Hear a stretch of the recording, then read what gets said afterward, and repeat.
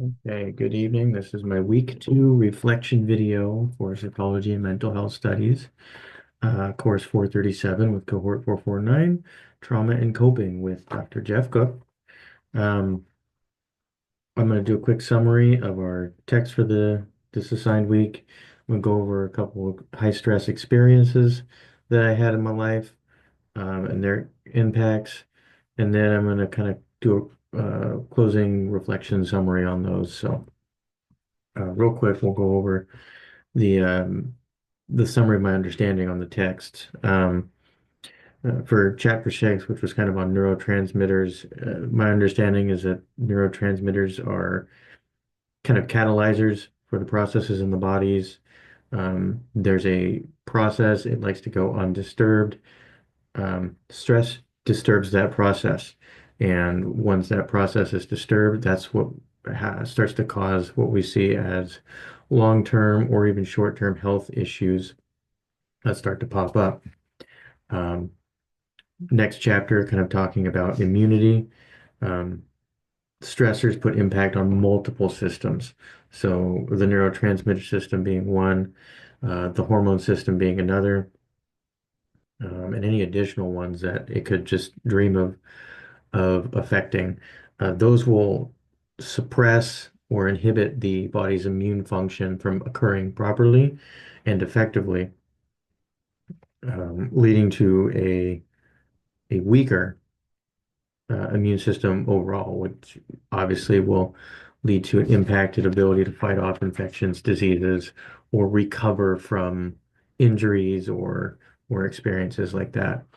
Chapter 8 was kind of a stress across the lifespan kind of thing, which is it's essentially early experiences or experiences of stress can and possibly will affect later life experiences, either through the development um, of negative or maladaptive behaviors or the development of kind of long-term negative health conditions. But that there are coping mechanisms which can be also developed to mitigate those effects, and possibly uh, heal some of that.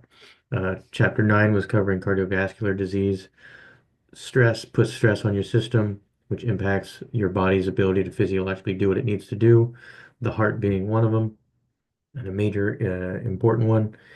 And high stress levels, in particular, long-lasting ones, will inflame um, and increase the prevalence of cardiovascular disease, possibly earlier than it might show naturally, or at all, if someone's not predisposed to it. So the last chapter, chapter 11, was stress, immunity, and disease.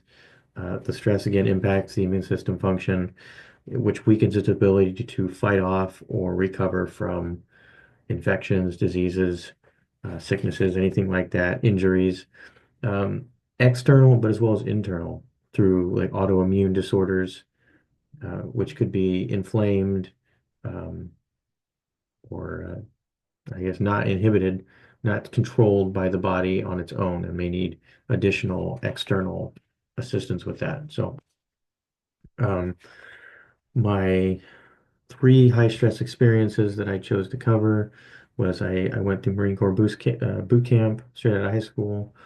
Um, Probably like 10 years later, I went through a divorce while my dad was passing away from cancer. So I chose those three events.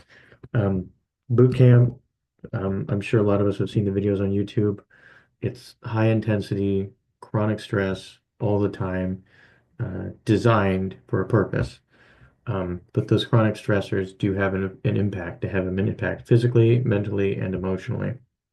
You've got your physical impacts on the body because you're exercising, you're running everywhere. Um, you initiate in corrective actions if you make mistakes, to put it politely. Um, and then just in general, you're running to and from, you're overcoming physical obstacles, you're overcoming physical challenges. You're moving. Your body does not get a chance to rest, even while it's asleep.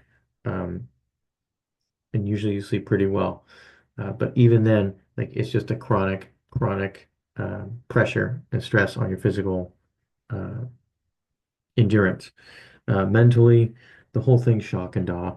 There's yelling, there's screaming, there's cussing, there's high pace, short duration demands basically every second, and that takes a toll mentally because you're trying to push yourself from the physical exhaustion. You're trying to keep yourself mentally clear. You're trying to think through all these quick, intense tasks, whether they make sense or not. That's half of the fun. And I put down here games because games is it's one of the fun things they like to do when they need to fill up some time. And that can be uh, making your rack perfectly, your bed perfectly, and you know it's perfect, and then they say there's something wrong with it, and then they tear it all off, and you have to do it again like 8 times in a row. Um, it's a chronic thing, and it wears you down mentally. And then the culmination of both of those really that's what takes a toll on the emotional side, um, because you're wrestling with these emotions and you don't have the physical endurance to deal with them physically, um, and you don't have the time emotionally to kind of comfort yourself or mentally work through what's going on so that you can kind of discharge some of that emotional stress. It's all just tied into exhaustion. Um, On top of that, you have the difficulty with working with others, learning how to build a team while under fire. It's difficult to do one and the other, so why not let's put them together and, really test the recruits. Um, and there's like 90 other guys, so try and make cooperation work that way. Is very difficult. It's doable, 100% doable. I made it. So if anybody says otherwise, don't listen to them. Um, all of those paired with the high intensity of the situations, the high emotions, it drains you um, emotionally in every way you didn't know was possible. Um, the second one was the divorce. This happened at the same time as my dad's passing, but this one I'll go over first. It was pretty high stress environment. We just bought in a house together. Our whole duration of relationship was kind of up and down. It was not perfect. Um, there was a lot of little petty fighting here and there and different capabilities of dealing and working with problems that we had come up.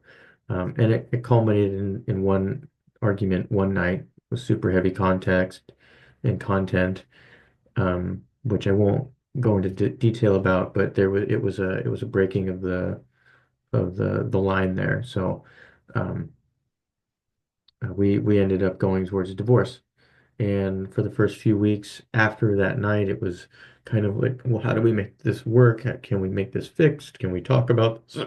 And it just it wasn't able to work out. We had periods of high emotion from both of us, and so it kind of flipped one night, and it was just sudden burst of energy, and then everything after that was in terms of our interaction was just cold and withdrawn and emotionless, and it was very terrifying for me at the moment. And I, of course, got no answers to the questions I needed.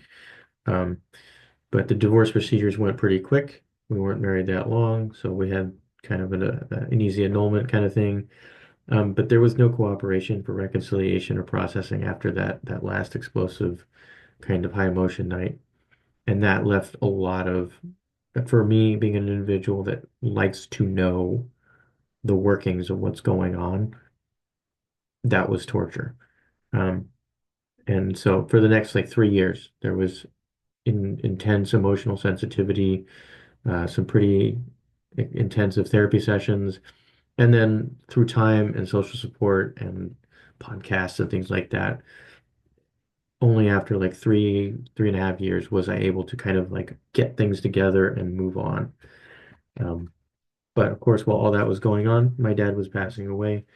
He We had attempted to kind of reconciliate. He'd been an alcoholic. It caused lots of problems during my childhood. Him and my mom separated right when I went to basic training, and so we had a lot to kind of fix. And we had a discussion in November of 2016. Yeah, 2016, and a month later, he calls me and says, "Hey Dan, I got diagnosed with liver cancer." So that was not uh, not stressful.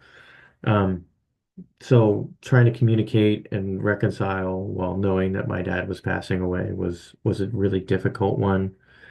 Um, I was also co-caretaking after my ex finally took her stuff from the house. Then him and my stepmom moved in, and trying to see my father, you know, dissolve in front of me while working with unprocessed memories and experiences and things like that. It was not something I recommend to anybody. If you can handle it, fantastic. If you have to do it, you can do it. But it is not something that is easy for anybody. Um, the emotions were a roller coaster, and I was unable to be there the moment he passed, which would have probably helped both of us, because the last experience that I had of him was not a positive experience. It was like the night before or 2 nights before that. But the day he passed away, it was the one day I left my phone in my car, checked my phone like 3 hours after he passed away, saw that I missed a bunch of calls, left work, and that was hard. So there are commonalities to him that I saw. Loss of control of the situations. Um, we were not in control. Despite anybody that says that they're in control of your feelings and everything at boot camp, you were not. Um, and it's actually when you understand this that things actually start to get better for you. Um, for all of them, it was all extended duration. I'm still working through my dad's passing. It took me 3.5 years for the divorce, and then boot camp was 13 weeks. So the duration was extended for all of them. The social support networks were necessary. Boot camp is your fellow recruits. The divorce and my dad's passing was other family members, my friends, um, and the activity groups that I was involved with at the time. Um, the differences that really came up were just mainly my maturity level. My dad passed away, and I had the divorce when I was 29, turning on 30. Um, and I was 17, turning 18 in boot camp. Um, so the maturity levels were quite different, um, given that I had lots of personal work in between. Um, the strength of my social networks, it took a long time to build that social network with my fellow recruits, but eventually we built it, and then we ended up succeeding. And then with my dad, I mean, I had very close friends. My family, I was around all the time. My coworkers helped out. And I could tell for the situations and particularly with my dad passing, in reference to or in regards to the divorce, same group of people, but for some reason the instances were different in overcoming the immediate issues. The degrees of closeness with the individuals, boot camp, I'm there with my two buddies that I went in under the buddy program, and then like 90 other guys. So we were kind of close, but none of us, we were not that close. We became close afterwards, but the divorce, my significant other for like six years. So it was much closer to home and to the heart.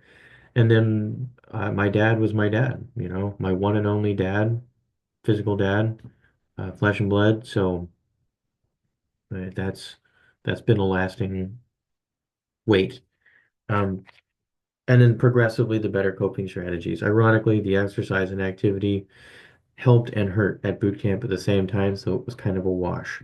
But the alone time you needed during your free time at night, your 1 hour of just taking your time to to get clean, to write your stuff down, to plan for the day and all that stuff. That was immensely helpful. And then journaling, um, meditating, reading, contemplating, really spending alone time, positive alone time, to be clear, um, paired with professional help. The professional help in boot camp is not professional. They're very professional, but they're not professional helpers. Your drill instructors are there to help you in the most nefarious and painful ways become the Marine that you're going to be. Um, Therapist is who helped me immensely through the divorce and my dad's death. And then just the different stressors, there's relational stressors um, that are different between me and my ex than there were between me and my recruits um, or my friends. So there's different internal things going on at any given time.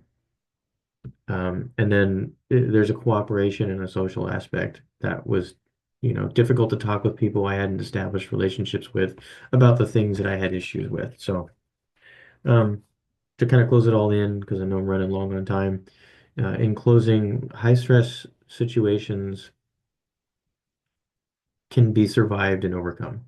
There's always somebody that has made it uh, better than you did and probably worse than you did. But all in all, these events can be overcome and worked with. It's the importance of the supportive habits and supportive networks immensely affected the impact on me physically, mentally, and emotionally. My experiences were unique to me, but thank goodness they are shared amongst the rest of society. And it was very helpful for me to know that before going down avenues I did not or could not come back from. Um, and then that these events and experiences they're building blocks is what they are. And it's really hard to see it because they're really big blocks, and you are not looking at the whole thing. But they're building blocks for development, physically, mentally, and emotionally. Whether you're physically not fit and then you decide to go for a run because you can't stand being inside your head or in your heart anymore, and you get back and you just feel at peace. Or if it's taking the time to actually think about your thoughts and write them down because you've been doing nothing but running, whether that's physically or metaphorically from the problems, speaking to somebody about your emotions or writing about them. Um, these are all kind of culminations of kind of the events that have that I've had to deal with in terms of high stress environments. So I appreciate you listening. I hope this did not go too long for you, and that you were able to get something out of this video assignment for this class. So thank you very much. Have a good night.